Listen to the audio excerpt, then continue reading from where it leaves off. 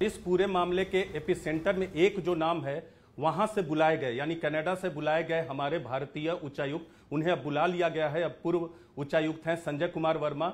News 18 India से exclusive बातचीत करने के लिए हमारे साथ इस वक्त हैं संजय सर। आपका बहुत बहुत शुक्रिया न्यूज 18 इंडिया में आने के लिए। आपके दर्शकों को बहुत बहुत बधाई।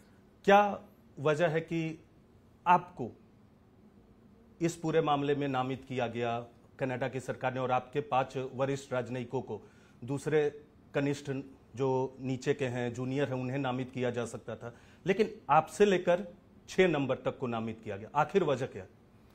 देखिए, उनके मन में क्या चल रहा है तो वो बताए तो बेहतर होगा, लेकिन मुझे ऐसा लगता है कि शायद मन बना लिया था इस कनाडा की सरकार ने कि भारत से रिश्ता बुरा करना है जी।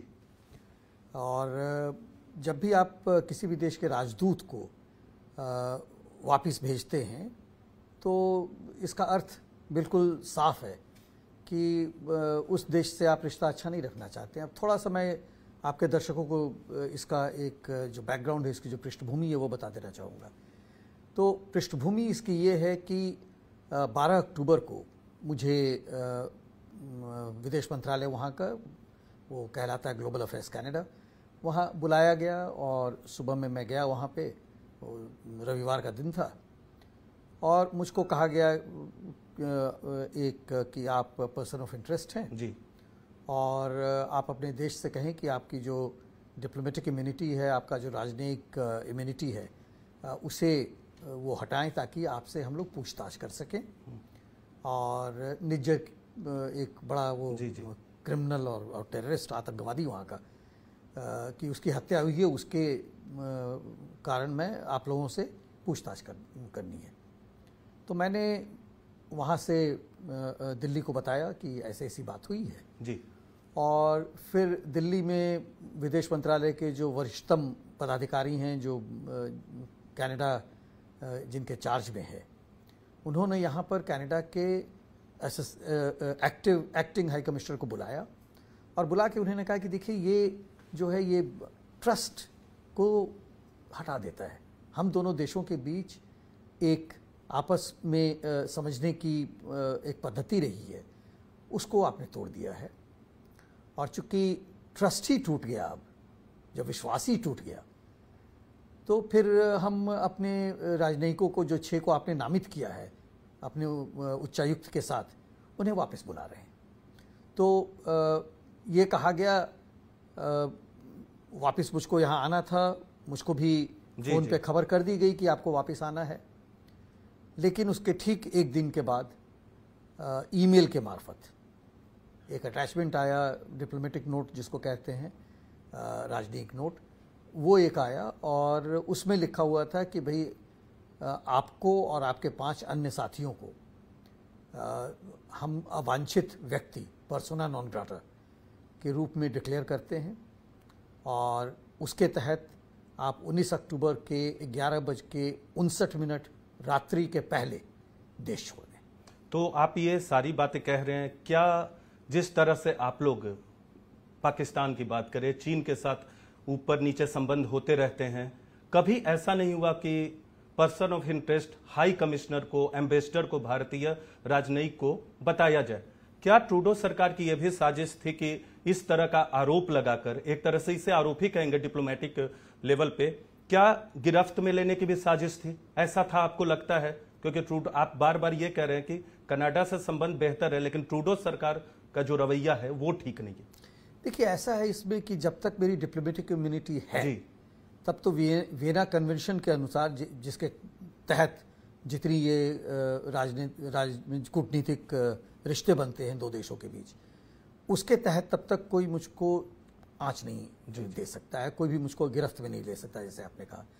लेकिन एक बार अगर वो जो भी डेडलाइन दिया गया है, जो एक समय सीमा दी गई है, वो समय सीमा अगर खत्म हो जाती है, तब तो उस देश का कानून कुछ भी कर सकता है। लेकिन आपने कहा कि जब तक आपको आप डिप्लोमेटिक तरीके से वहां सुरक्षित थे, लेकिन आप पर हमला भी हुआ, 2 इंच से आप तलवार से बचे हैं। उस वाकये के बारे में बताएं, क्योंकि ये किसी को जानकारी ज्यादा नहीं थी, थोड़ी बहुत जानकारी सामने आई। आप उस वाकये के बारे में बताएं, ये हुआ कब?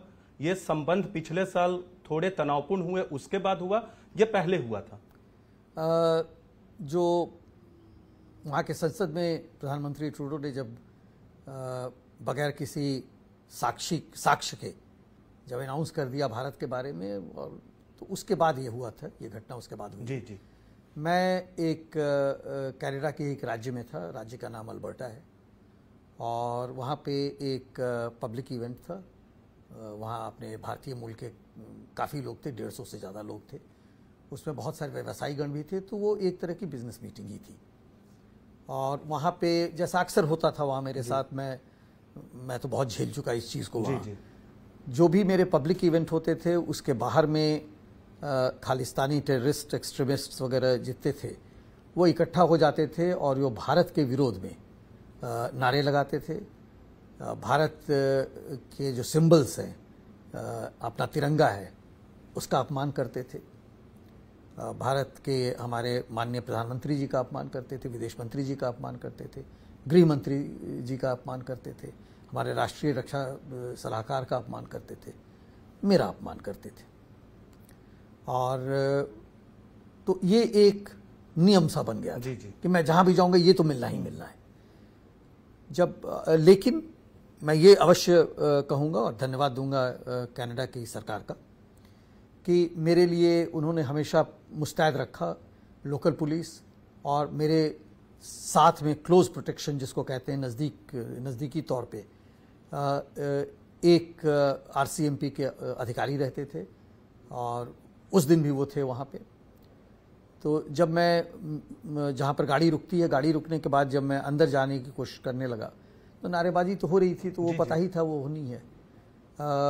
और जो लोकल पुलिस थी उसने एक बैरिकेड बना रखा था अपने हाथ से, जी।